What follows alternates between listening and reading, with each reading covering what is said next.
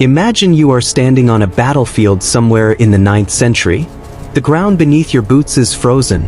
The air smells like smoke and blood, and across from you stands a Viking warrior.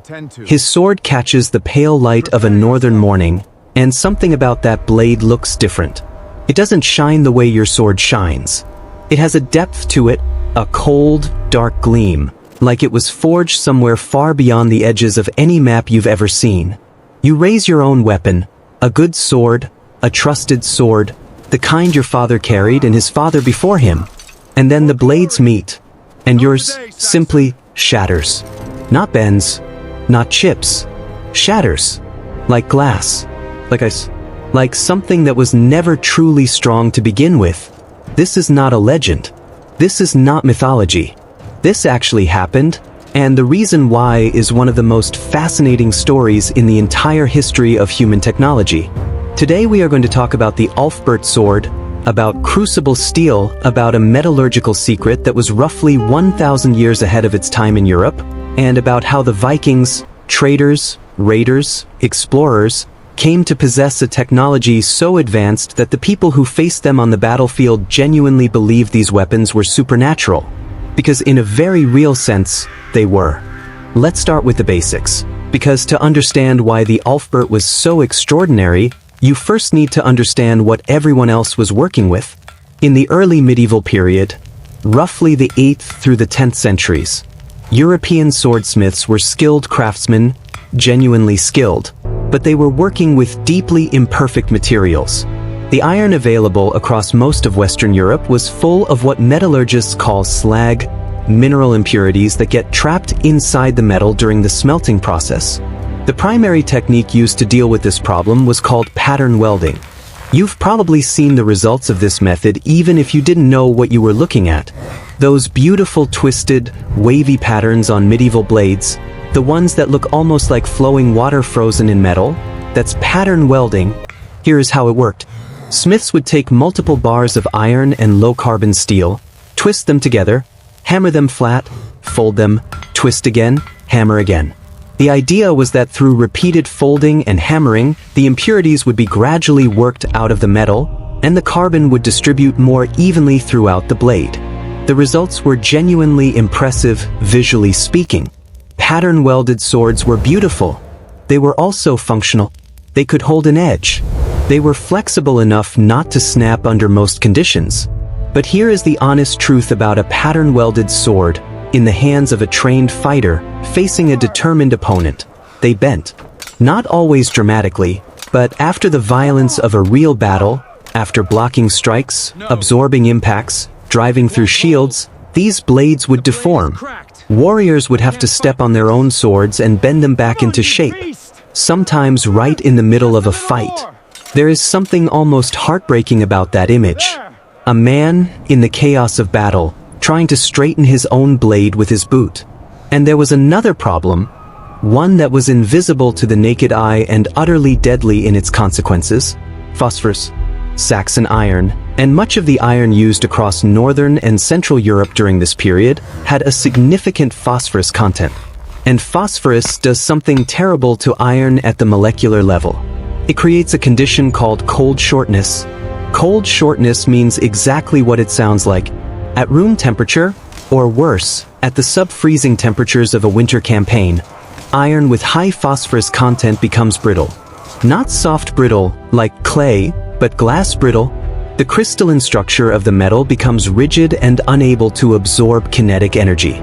So when a phosphorus-rich Saxon blade struck something hard, another blade, a helmet, a shield boss, the energy of that impact didn't distribute through the metal. It concentrated at stress points, and the blade cracked, or in worst cases, shattered completely. Soldiers knew this happened. They had seen it happen, but they had no framework for understanding why. They couldn't examine the molecular structure of their weapons. They could only note, with growing dread, that some blades held and some didn't, and that the blades carried by their enemies from the north seemed to hold always. Now hold that thought, because we are about to travel a very long way from the frozen fields of Saxony. Somewhere around the 9th century, in the workshops of Viking swordsmiths, a sword began to appear that was unlike anything Europe had ever produced. It was lighter than it should have been for its strength. It was harder than pattern-welded steel, and yet it was also more flexible. It could hold a razor edge that didn't dull after the first engagement. It could absorb impacts that would cause any comparable European blade to deform or fracture catastrophically under the stress. And inscribed along the fuller of this sword, that central groove that runs the length of the blade, were letters that would become the most recognized mark in the early medieval world. Now, the question of what Ulfbert actually refers to is more layered than most people realize, and the answer changes the way you understand the entire story. Most historians today agree that Ulfbert was a Germanic personal name of Frankish origin, not Norse. Frankish. This detail is significant because it suggests that the original workshop, the foundry where the Ulfbert name was first stamped onto a blade, was likely located somewhere in Frankish territory, possibly connected to a church workshop or a master smith operating under ecclesiastical patronage. What the Vikings appear to have done was not create the brand, but acquire it, through trade, through raid, through the kind of commercial opportunism that characterized Norse culture at its most sophisticated. They obtained the name from the west, and they obtained the steel from the east, and they were the ones with the network, the reach, and the ambition to bring both of those things together into a single, extraordinary object. That is the real story of the Ulfbert. It was not purely Viking, it was a product of an entire world, assembled by people who refused to stay in one place. To understand the steel itself, you need to understand Crucible steel, sometimes called wood steel when referring to its South and Central Asian origins, because it works on a completely different principle than pattern welding. Instead of trying to work impurities out of solid metal through repeated hammering, you eliminate them in liquid form. Here is the process. Iron, or already partially refined metal, is placed inside a sealed clay crucible, a small, tightly lidded pot made from highly heat-resistant ceramic. That crucible is then placed in a furnace and heated to temperatures exceeding 1,400 degrees Celsius, temperatures hot enough to actually liquefy the iron. When iron melts, something remarkable happens. The slag, those mineral impurities that cause so many problems in solid iron, floats to the surface of the liquid metal because it is lighter than the iron itself. It can then be skimmed away or simply poured off, leaving behind a melt of extraordinarily pure material. But the crucible process does something else, something even more important. As the iron liquefies in that sealed environment, carbon from the surrounding fuel, or from added organic materials, begins to dissolve into the metal at a consistent, even rate. Because the iron is liquid, the carbon distributes uniformly throughout the entire melt, rather than existing in random pockets and concentrations the way it does in pattern-welded steel. The result, when this steel solidifies and is worked by a skilled smith, is a material with a carbon content of approximately 1.0%, distributed with extraordinary evenness through every part of the blade. 1% carbon might not sound significant, but in metallurgy, it is the difference between a tool and a weapon, between iron and steel. Carbon is what gives steel its hardness, its ability to hold a cutting edge, its springiness under load. With that consistent 1% carbon content, an Ulfbert blade was harder than any comparable European sword. And yet, because the carbon was evenly distributed rather than concentrated in brittle pockets, it was also more flexible, more resilient, more capable of absorbing and redirecting impact energy rather than simply failing under it. When an Ulfbert blade met a Saxon sword on the battlefield, it wasn't a contest between two weapons of roughly equal quality. It was a collision between two entirely different categories of object. One was iron with ambition, the other was steel with science behind it. One deformed, one fractured, and the man holding the Ulfbert walked away. Now here is where the story gets genuinely astonishing, because the crucible steel process requires furnaces hot enough to liquefy iron, and Europe simply did not have those furnaces. This is not a small technological gap. This is a civilization-scale gap. Europe wouldn't develop the blast furnaces capable of reaching these temperatures until the early Industrial Revolution, roughly the 18th century. That's nearly 1,000 years after the Ulfbert swords began appearing. So how did the Vikings have access to this material? The answer is one of the great trading stories of the medieval world, and it runs directly through one of the most important geographical arteries of the age, the Volga trade route. The Vikings were not simply raiders. That is one of the most persistent and frustrating misconceptions about Norse culture. Yes, they raided extensively and brutally, but they were also among the most sophisticated long-distance traders of the early medieval period. Norse merchant warriors pushed their shallow-draft longships deep into the river systems of Eastern Europe, down the Volga, down the Dnieper, through territories that would eventually become Russia and Ukraine, trading with the Khazar Khaganate, with Byzantine merchants, with Arab traders from the Abbasid Caliphate, and further south and east, connected through this same network of trade routes, lay the great steel-producing centers of Central Asia, in regions corresponding to modern-day Uzbekistan and Turkmenistan, places like Merv and Samarkand, where craftsmen had been producing crucible steel for centuries. These Central Asian smiths had developed a technology that the rest of the world would not independently discover for nearly a millennium. And the Vikings, pragmatic, far-ranging, always alert for an advantage, found them. They brought furs from the northern forests, amber from Baltic shores, and in the brutal commerce of the age, slaves captured in raids across Europe and the British Isles.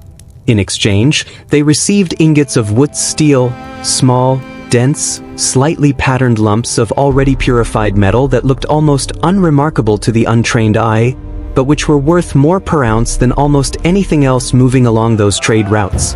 And this is a critical detail. The Vikings did not smelt this steel from raw ore. They did not have the furnaces for that. What they had was something arguably more valuable, the knowledge of how to work these imported ingots without destroying their extraordinary internal structure. Norse smiths understood the temperatures required to shape crucible steel, understood how to forge it into a blade while preserving the even carbon distribution that made it so exceptional, understood, essentially, how to be the final link in a chain that stretched from the mountains of Central Asia to the battlefields of Western Europe. That chain was their real weapon, and it was thousands of miles long. Exclusive curiosity. The ghost swords of the trade routes. Here is something that almost no one discusses when talking about the Ulfbert story. And it reframes the entire way you think about these weapons. Archaeologists examining the distribution of genuine Ulfbert swords across Europe discovered something deeply strange. The authentic blades, the ones with the verified high-carbon steel and the correct inscription, are not concentrated in Scandinavia. They are scattered across an enormous geographic range, found in Viking trading posts along the Volga, recovered from burial sites in what is now Russia and Ukraine, appearing in grave goods that span multiple cultures and ethnic identities. Several authentic Ulfbert swords have been found in graves belonging not to Vikings, but to Slavic and Rus warriors who acquired them through trade or as trophies of conflict. This means the Ulfbert was functioning not just as a weapon but as a form of currency, as a status object that crossed cultural and linguistic boundaries with remarkable ease. A genuine Ulfbert was recognized as valuable by anyone who had ever held one or faced one, regardless of where they came from. There were no borders for a blade this good. But there is another layer to this story, and it speaks to something deeply human, something that has never really changed across all the centuries between that frozen battlefield and the world we live in today. When something is extraordinary, when something works so much better than everything else available, people don't just admire it, they copy it. Archaeologists excavating medieval burial sites across northern and western Europe have recovered dozens of swords bearing the Ulfbert inscription, and when those swords were subjected to modern metallurgical analysis, including the pioneering work of researcher Alan Williams at the Wallace Collection in London, the results were striking. Many of them were fakes. Not subtle fakes, not close approximations, but cheap imitations made from the same impure, slag-heavy, phosphorus-rich local iron that European smiths had always used. The carbon content of these blades hovered around 0.2 or 0.3%, barely enough to qualify as functional steel by any meaningful definition, while a genuine Ulfbert ran at 1% or higher, consistently through the entire blade. Of the approximately 170 Ulfbert swords catalogued by researchers, a significant portion fail the metallurgical test entirely. The steel tells the truth even when the inscription lies. And the most telling detail, the detail that almost feels like a joke delivered across 10 centuries, is in the inscription itself.